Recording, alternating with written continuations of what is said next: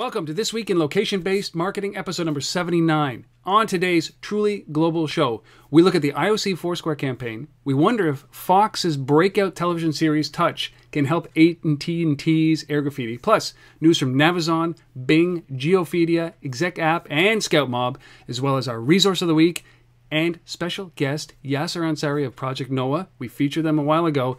All this and a ton more coming up right freaking now.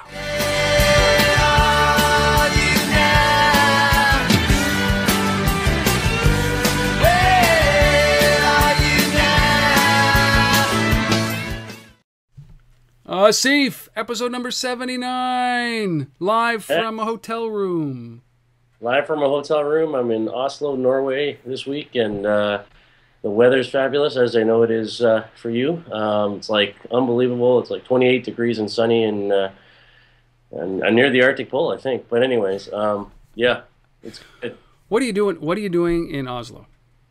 I was here. Well, I was in Amsterdam earlier in the week for the European Location Business Summit, and then came up here, invited to speak at the European Hotel Industry Conference that was being held here in Oslo. So all the marketing folks from the hotel world around Europe all gathered and talked to them about location and hotels and how it all fits together. So yeah, it was fun. My goodness.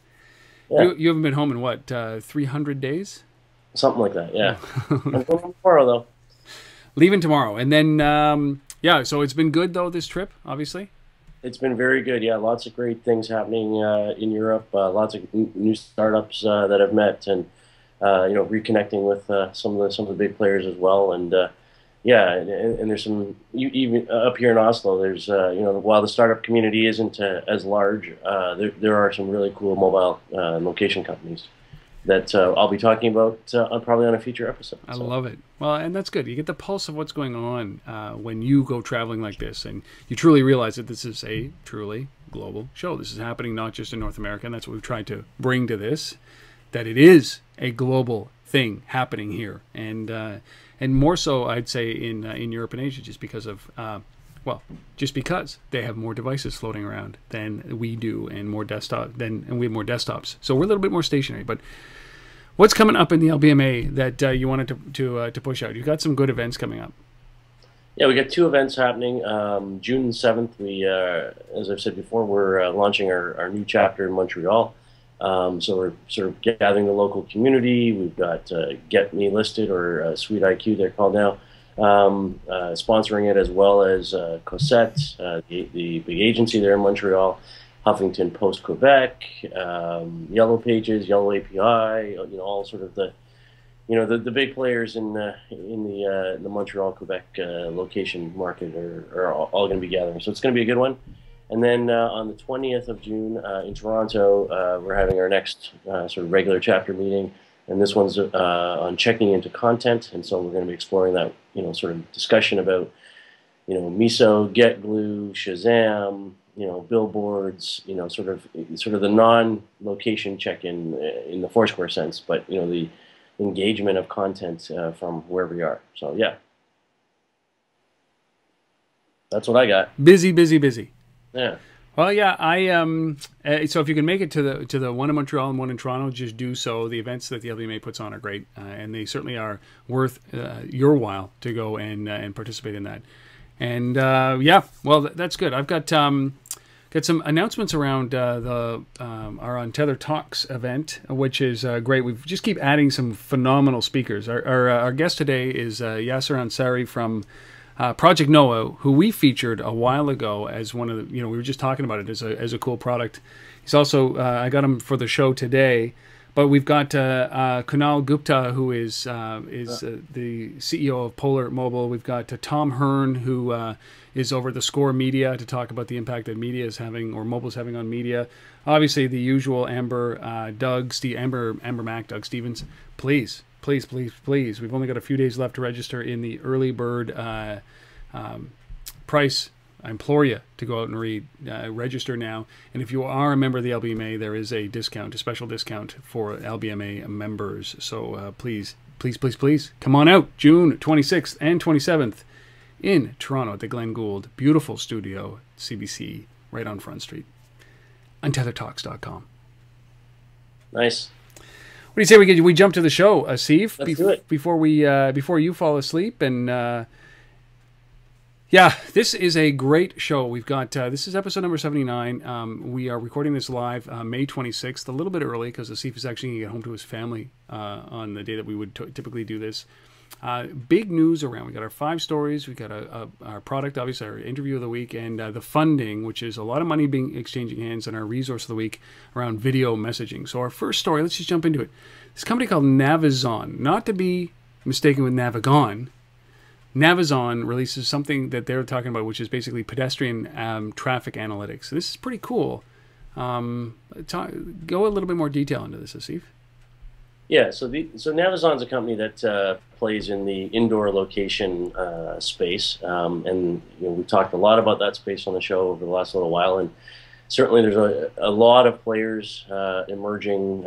Point Inside, Wireless Works, Proximus Mobility, in CTO. I mean, the list goes on and on. Shopkick, et cetera, that are all in this space.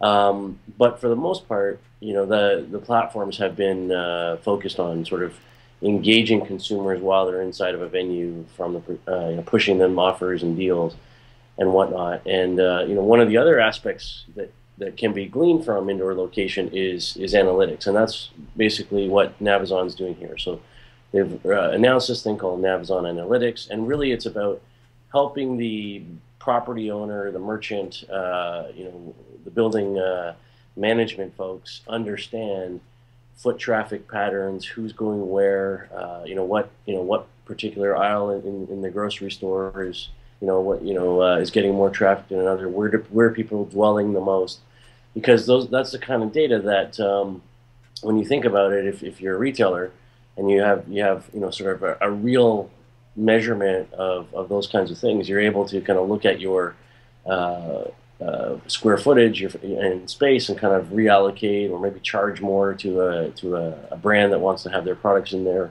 because it gets more traffic in a certain area. So basically it's a real-time analytics and historical analytics platform that's layered on top of indoor location. And it's all triangulated via Wi-Fi, right? So it detects Wi-Fi signals, is that right?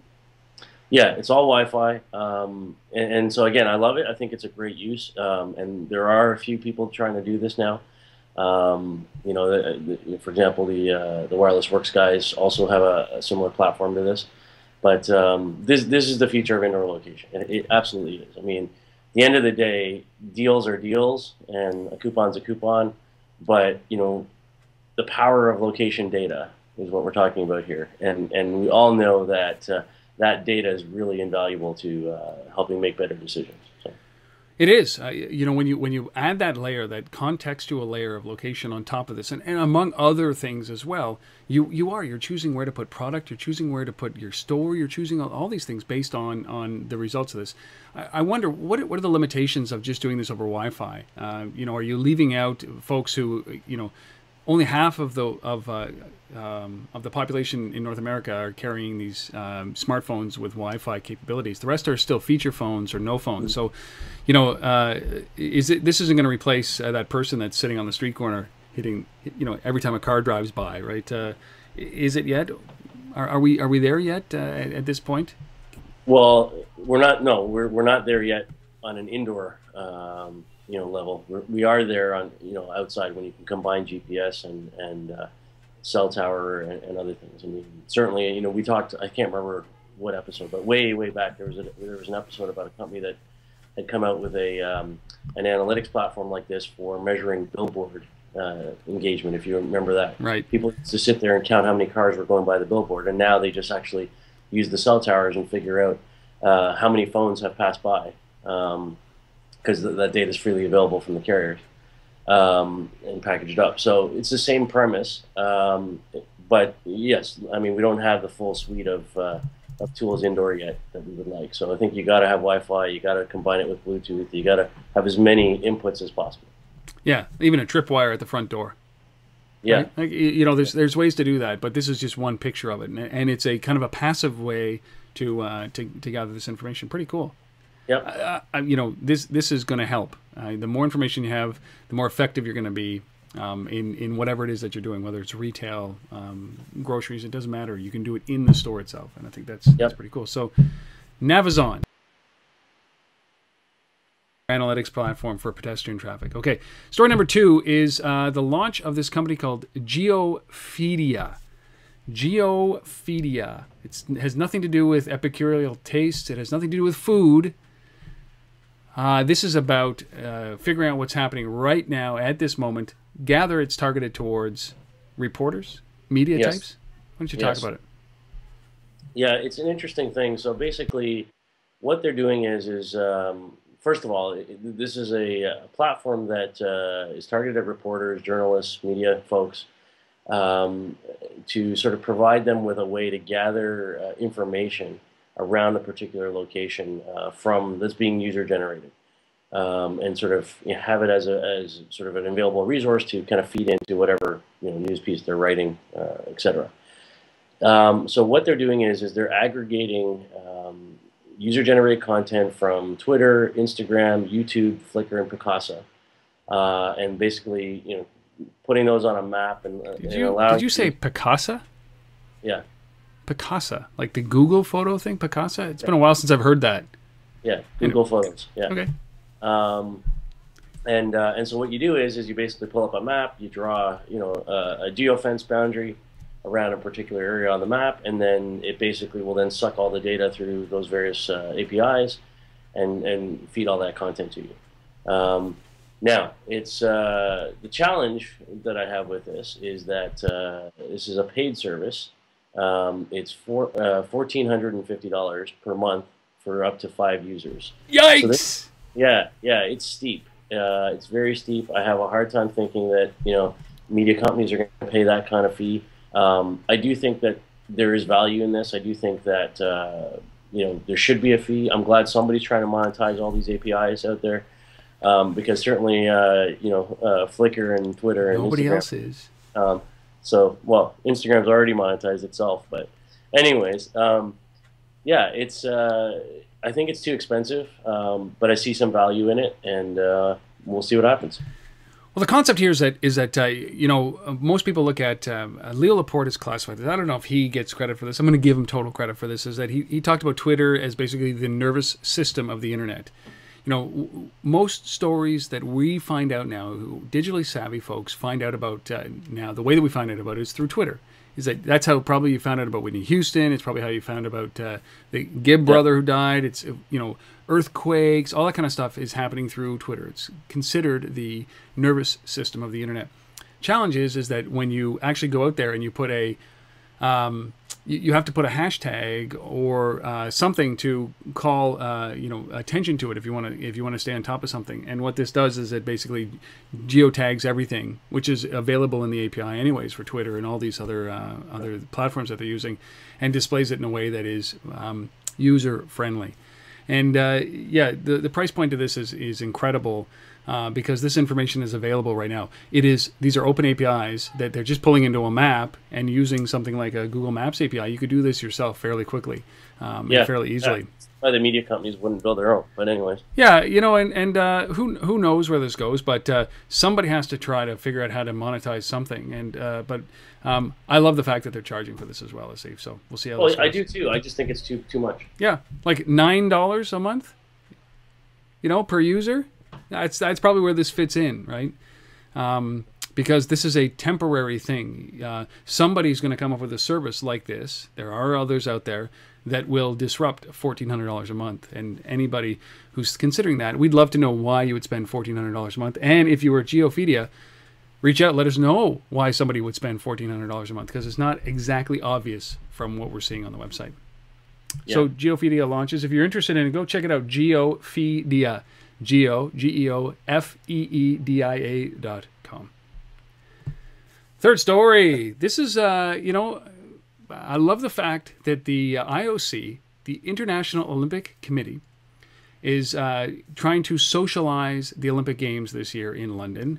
And here's a perfect example of that, partnering with Foursquare for check-ins and rewards, a little bit of history. This might be a good sign for the IOC, the Olympics, and bringing those Olympic athletes down to the general population. Do you like this?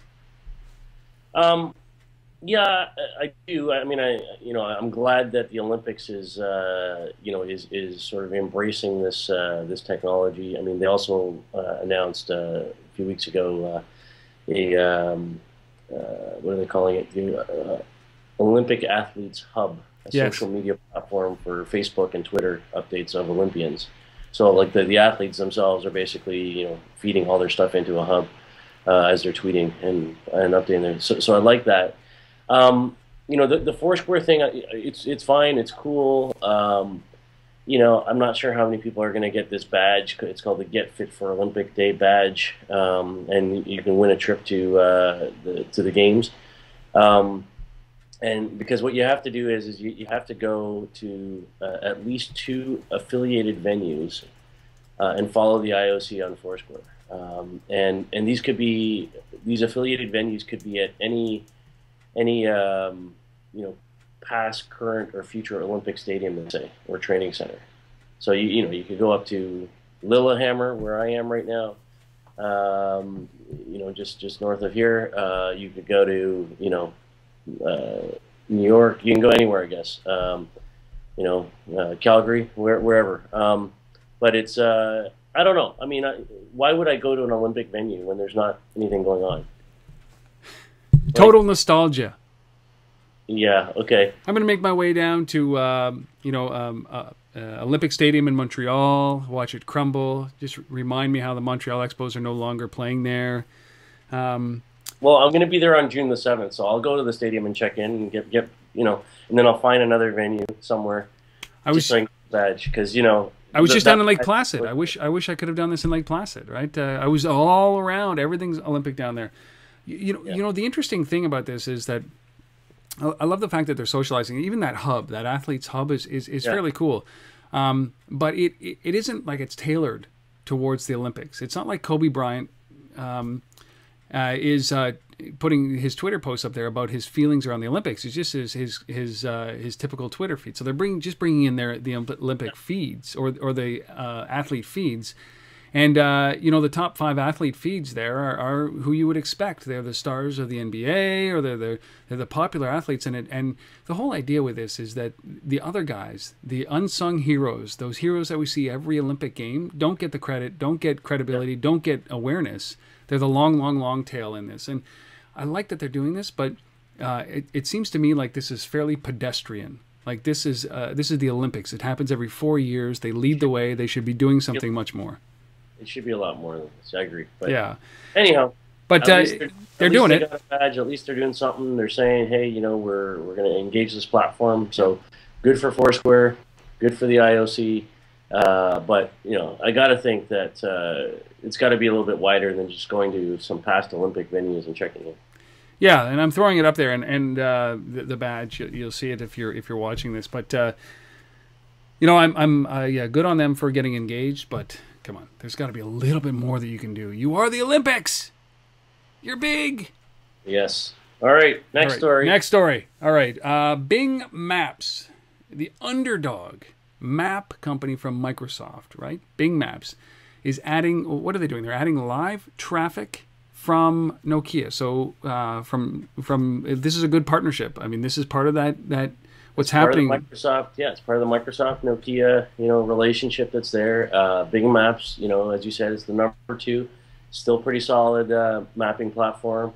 And so what they've done is they've done a deal to take the live traffic feed information and the geocoding algorithms from Nokia and layered those into the maps. And that makes these maps, quite powerful in the sense that, if I've got to get somewhere and I'm using Bing Maps to navigate, having that traffic data coming in and understanding where there's construction right now and, where there's an accident right now and all that kind of stuff, obviously we need that kind of data. And the interesting thing is I think there were some conversations when I was at the LBS Summit in Amsterdam earlier this week about the future of in-car navigation and, is the mapping platforms changing there as well?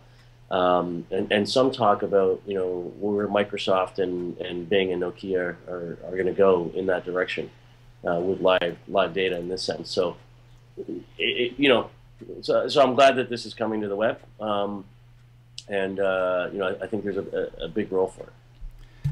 Let me ask you: this is predominantly Europe that this is going to be available in because of the kind of the dominance of Nokia as a platform there? No. Sorry, I think it's global. It is global.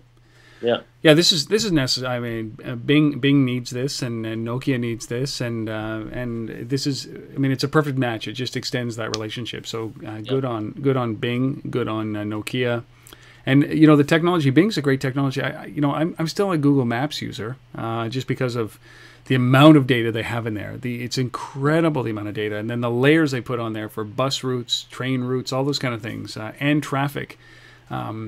So it's going to be hard to unseat, but you know, there's room for two. There's room for sure. Yeah. All right. Yeah, yeah. Hold on, I'm just pulling it up here. I was trying to answer your question more specifically. So, okay. 24 countries. So it's everywhere, pretty much. Yeah, well, I mean, it's all of Europe, pretty much, but also Canada, the U.S., UK, UAE, Russia, Saudi Arabia, Mexico. Yeah, so it's a pretty good coverage. Okay. Yeah. Well, that fills me with hope. I think that's exactly what you want to do. And Nokia's product is great. Bing Maps is a great product. But again, it's fighting that comfort level. And I know that Apple is there's rumors of Apple coming out with their own mapping equivalent as well. And getting down and doing the same thing that Google is doing for Street View, and but doing 3D Street Views and 3D building views. And I think this is an emerging market that is killer. And it's as you're saying, for the automobile industry, this is no longer going to be an add-on for the automobile industry where they can make money off of it. This is no longer a $5,000 or $10,000 implementation. They have to think beyond that, and that's big, because these add-ons, the aftermarket market for automobiles, that market's over. It is, especially on the software. Anything that you can do with software. So it's been over for a while. I mean, everyone who's still in that business today, Garmin and TomTom and all those guys, I mean, they're reinventing themselves as software and mapping licensing companies, and that's what they have to do. Yeah, because that P&D hardware device is done. Well, I'm with you on that. And it's just the beginning for those guys. So they got to differentiate or die. Yeah. Can you imagine, Asif, like your price point going from like $500 or $5,000 or $10,000 down to like $39? Yeah. Like, that's disruptive. That's the beauty of this industry. It's just, all right. We don't have to spend any more time on this. I get very excited about it. Our last story, I have watched this show. I don't know about you, Asif, but I've watched this show. It's called Touch. Kiefer Sutherland, Canadian guy. Honestly, though, over-the-top actor, tough to watch. He's not a very good actor. I might get roasted here, but he's just got. He's a tough actor to watch. But the show's concept is very cool. He's got an autistic son who doesn't speak, but is a genius with numbers, and it's basically a series of intricate, thinly connected fibers that through numbers that bring all these people together. That tell this really intricately woven story. It's actually a good show. I enjoy watching this when I do. I've seen maybe 1 or 2 episodes. But AT&T is launching this, not launching, but showcasing something called airgraffiti in an upcoming episode, which is a great, there's a whole bunch of stories happening here all at once. But why don't you explain what airgraffiti is? I'm going to run a commercial that AT&T is running with a little bit of what airgraffiti is in, but why don't you explain it first?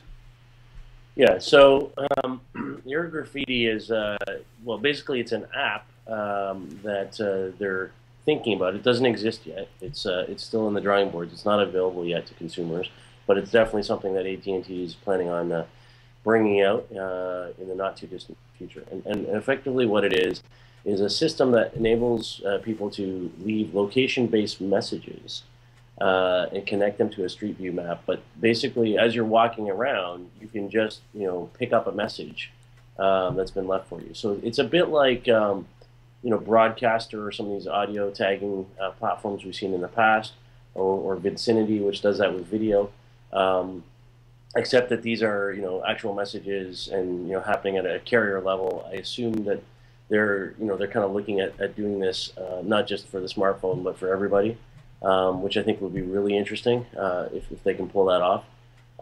But yeah, really, really cool that you know, just leaving location-based messages and connecting them to a map, and so I mean, maybe you explain it now. What's going on with the TV show, since and how they're going about this, but that's the platform. Sure, I'm going to run this little this ad right now, and it's a you'll see it for those of you who are watching. It's maybe about it's a very short ad, but there's one piece where this couple is looking for a restaurant, and it's they hold up the phone and they're getting a visualization of reviews from their friends about all these restaurants down this stretch, and that's what this is about. That's what graffiti is about. It's tagging, and this is just text-based, but there's a few other interesting concepts in here that really are location aware as well at the beginning. So I'm going to run this now, and we are and then we'll come back and explain a little bit what they're doing with the show. Yep. This is the network, a network of possibilities.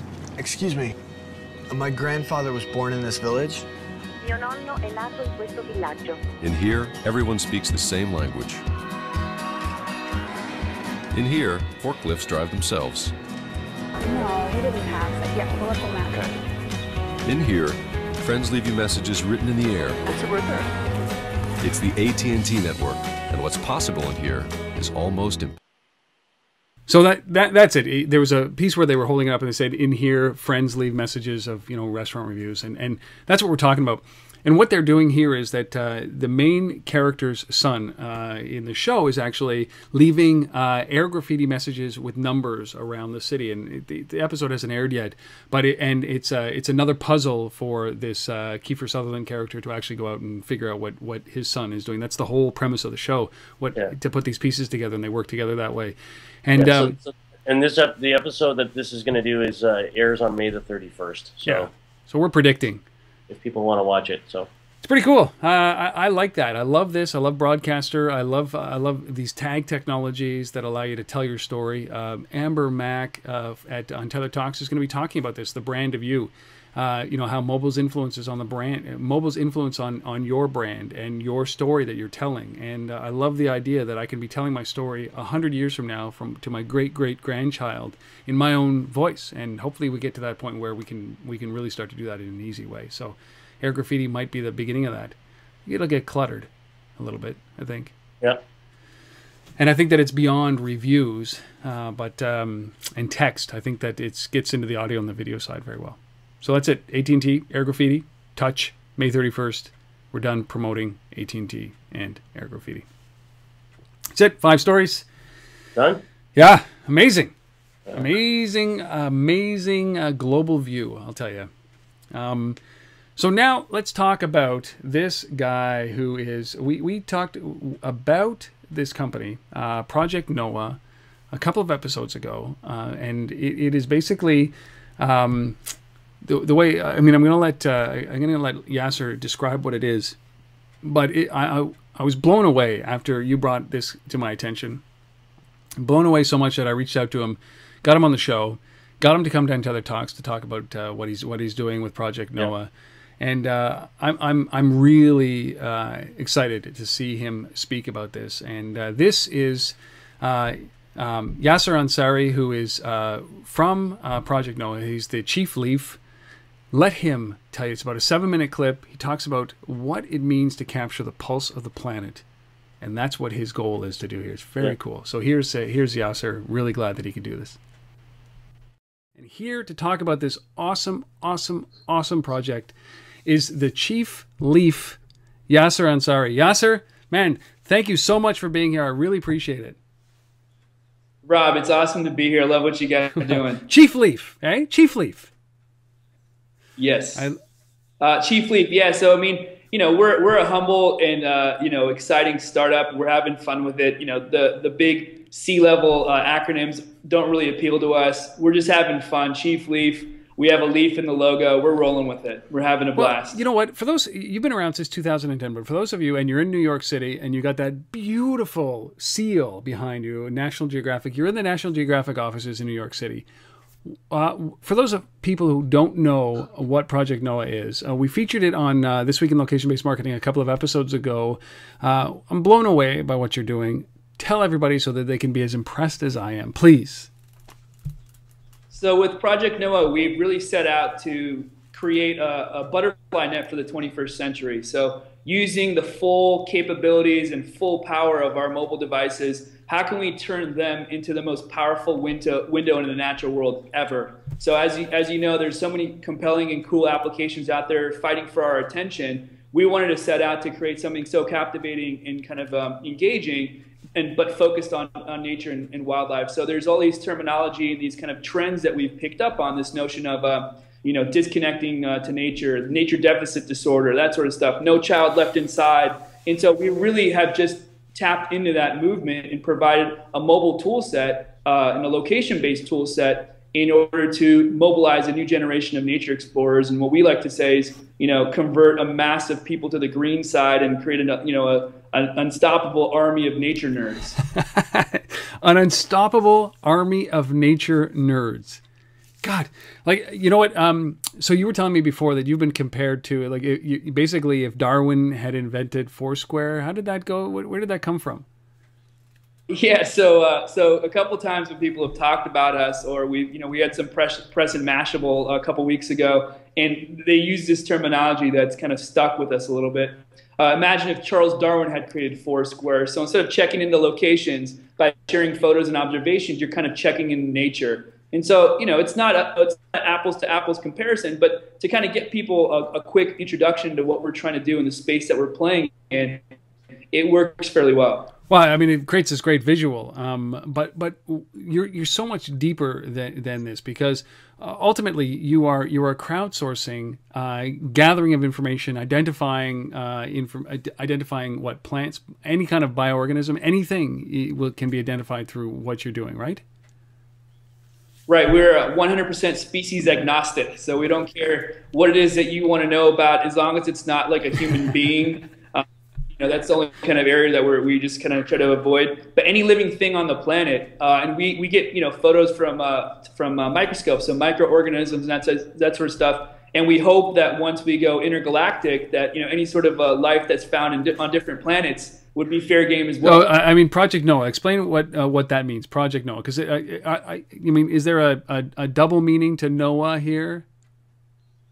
Yeah, we're not trying to push some sort of biblical agenda by any means, but the Noah is kind of like a fun riff off of this idea of collecting specimens, right? And that's kind of where the biblical relationship ends. It actually is what we call a backronym. So we've backed into this acronym. So Noah stands for Networked Organisms and Habitats. And so that was kind of what we called this project. We wanted to connect the whole world, the biodiversity of the entire planet, through one large network. And so we called the project this Networked Organisms and Habitat Project. And we were like, whoa, that breaks down to Noah. So this is Project Noah. And so we've kind of run with it. It's fun. It's memorable. It's digestible. And we're sticking with it. You are stuck with it. I mean, it is a great name.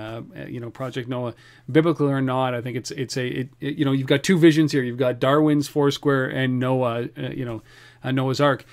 Yeah. Okay, so I said it in the introduction. You have a vision to measure Mother Nature's pulse. This is this is one of those visions that is so big. I'm of the SETI generation, right? When network computers became a little bit more mainstream, that every desktop, every laptop, every desktop was connected to the internet, which was a big first step. Offices became networked. And then, for those of you who don't know what SETI is, it's the search for extraterrestrial. SETI, search for extraterrestrials. And what this was is it basically used your downtime processing power on your computer to process signal coming in from outer space. And it was the coolest thing ever. It was crowdsourcing computer power for doing this. So it was the first thing I thought about with what you are doing, but you're doing it a little bit more active. You classify these, but so talk about the vision of measuring Mother Nature's pulse. What does that mean to you? Yeah, that's a great question. And so in parallel to this idea, this vision, this dream, overarching vision of creating this way to measure Mother Nature's pulse, it's this idea of becoming the go-to platform for documenting the entire world, right? So very early on in our existence, there was a big oil spill in the U.S. in the Gulf, right? The BP oil spill. And what we found out a lot later was that a group of people got together to start documenting impacted animals.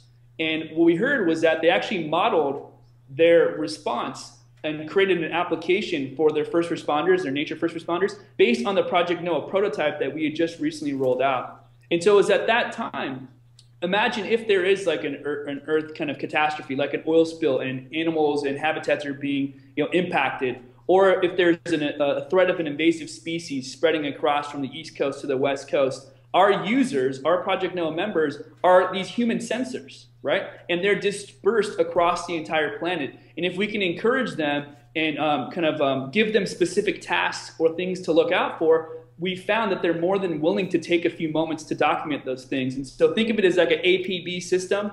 If there's an oil spill on the coast, or if there's a crazy infestation of these particular invasive species, we let our community members know, and they go out and they start sharing those things. So those are kind of in the emergency type of catastrophic settings. But even outside of those situations, just think about people as we scale up that are walking on their way to work, on their way to school, or they're taking a hike, and they start spending a few minutes to document things. As that stuff starts coming in, and we're now at a point where we're seeing activity through our community in our network on average of every minute of every day, we're getting information about things all over the planet. And so in that sense, we are kind of like putting our finger on the pulse of Mother Nature. And that's what we want to kind of ultimately become, is this the most powerful way to get information on the state of biodiversity on the planet, and get that information in real time, but put together a really powerful pipeline that can be used for whatever purpose that comes up.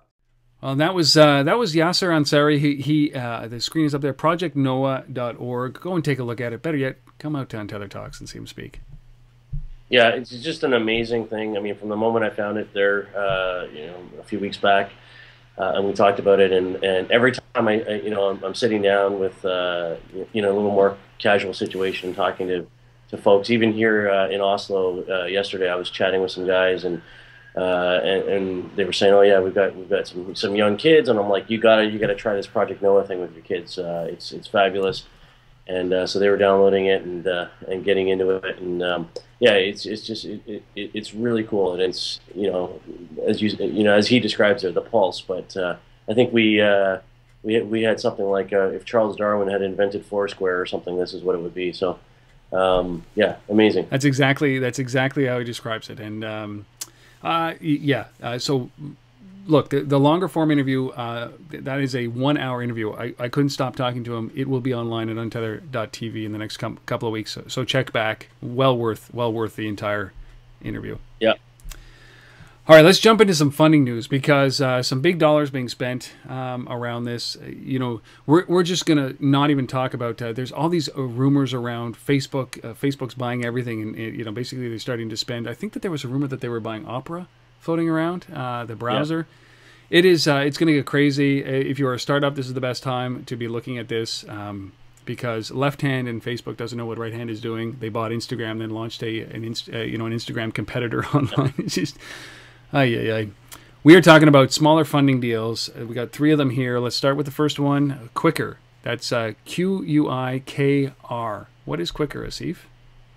Well, Quikr is like Craigslist in India, effectively, both online and mobile platform, a super fast growing platform out there. There's something like, it's the largest online and mobile classifieds in India. They've raised $32 million.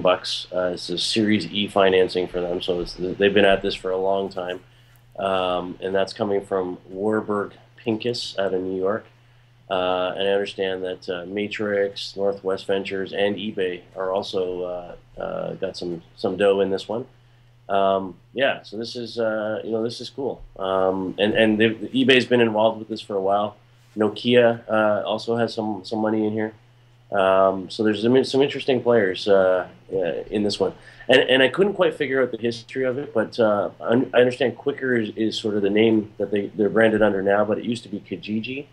And I'm not sure if that's the same Kijiji that we have in North America or not, but how many Kijijis could there be? So there can be but one, apparently. So this is Quikr, and it's only available. So it's basically for, tons of cities, obviously, across India, and it's an incredible amount of stuff for sale. This is a huge market, obviously. Good for them. Yeah, $32 million for Quikr. Have you ever used something like TaskRabbit or any of these other ones, Asif, like Exec App? Yeah, I have. You know, and I think you know, this whole space of location-based job hunting or location-based selling of products, you know, peer-to-peer or otherwise, I think is a hot market right now. You know, so the company that we're obviously going to talk about here is Exec App. You know, they've just raised $3.3 million, and that's you know, it's kind of cool, I guess. I think there's a lot of guys in this space. I actually was when I was in Amsterdam this week. I met with a guy named Dan Weedpool or Veidpool. I'm not sure how you pronounce his last name. You can slam me for that, Don. But my apologies. Anyway, so he's got a peer-to-peer platform like this out of Amsterdam called PeerBee as well. So there's quite a few of these guys out there, and you know, I think there's some challenges on the business model side for some of these guys.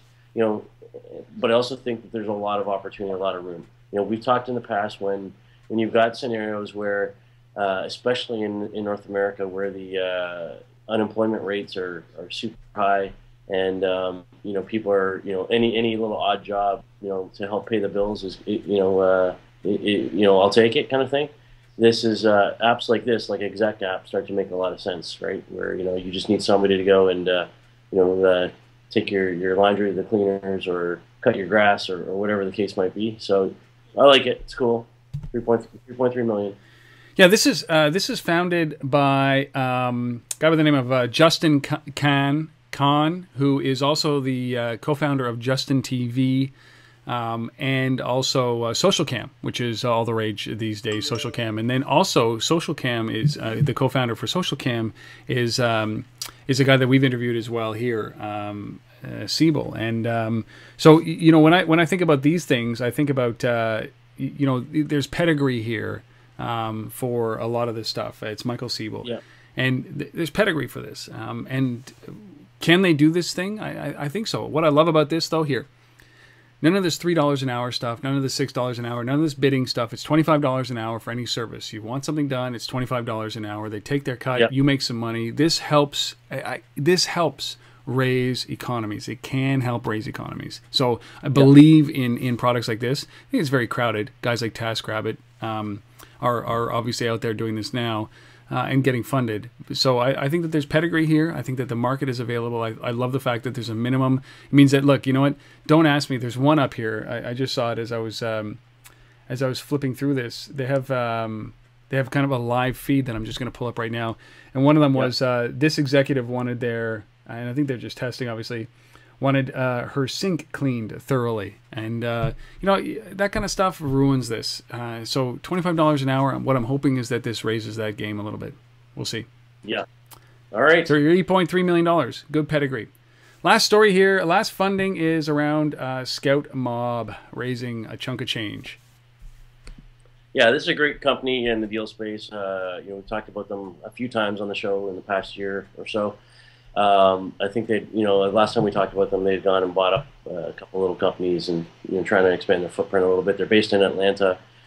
So we just raised $3.25 million on this round, and it's coming from some big players: AOL Ventures, Capital Broadcasting, Cox Enterprises.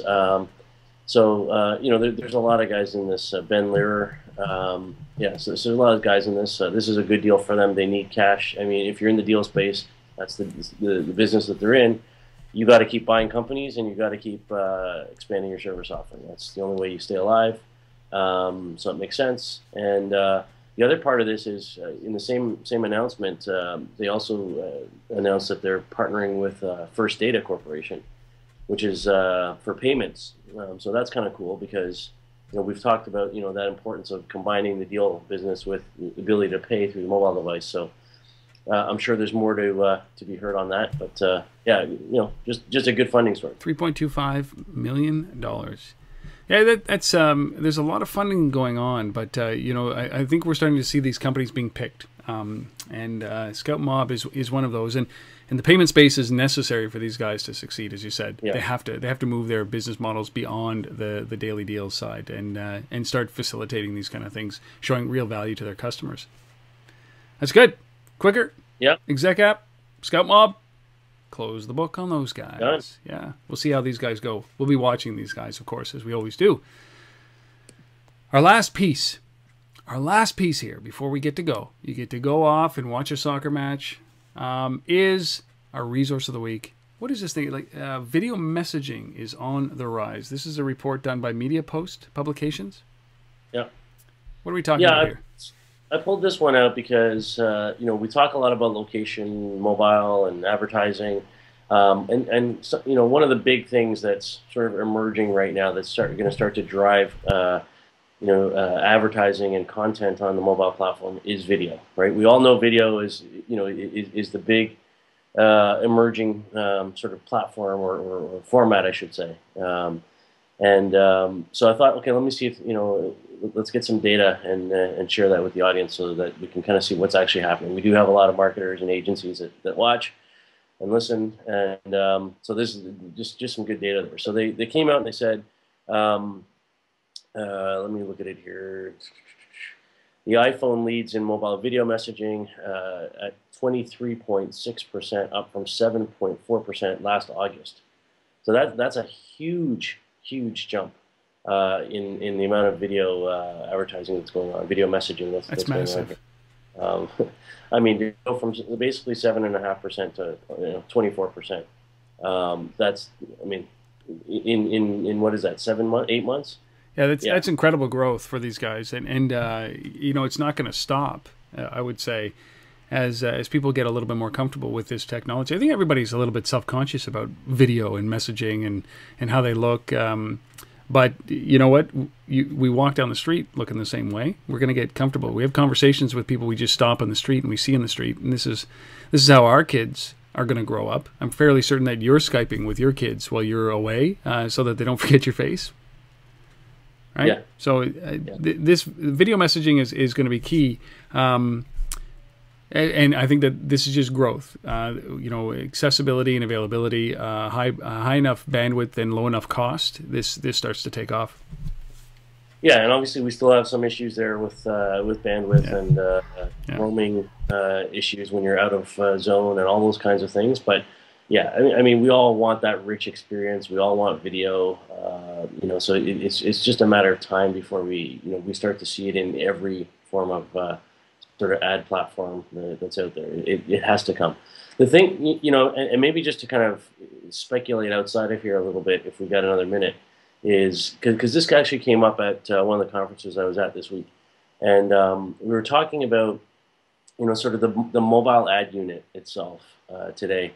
And kind of sort of the inefficiencies of it, as an ad unit, and video playing a big role in that. But it seems to be that when we do mobile advertising today, all we're really doing is taking something from online, like a banner, and pushing it into mobile.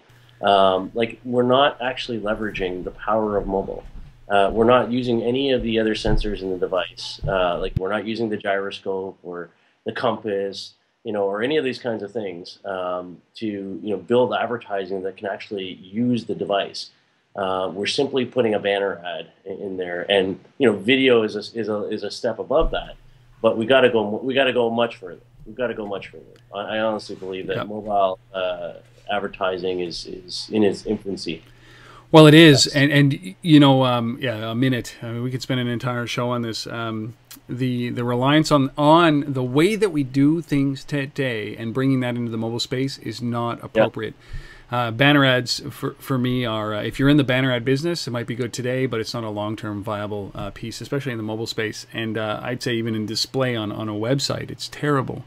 And anytime we accept the click-through rates and then compare the click-through rates between web and mobile, you've missed the boat. You just don't get it. You don't understand this space. And people will argue with me all the time and say, banner ads are effective. They're 2.5% click-through rate, which is like 3,000% more than you're getting on the web. 2.5% is absolute bullshit. You should, if you're doing your job right on a mobile device, be getting 100% click-through rate. or as close to that as possible. People think, like, Rob, you're crazy. But this is a personal device. You don't need to show this ad to me 37 times for me to click through. It doesn't work that way. What you need to be able to do is hit me with the right ad at the right time based on my preferences, based on my past, based on my analytics, based on the time of day, the weather, where I am. Hit me with an ad. Hit me with something, not just a banner ad. Hit me with something that will enable me to do something. And you have to hit me once at that point.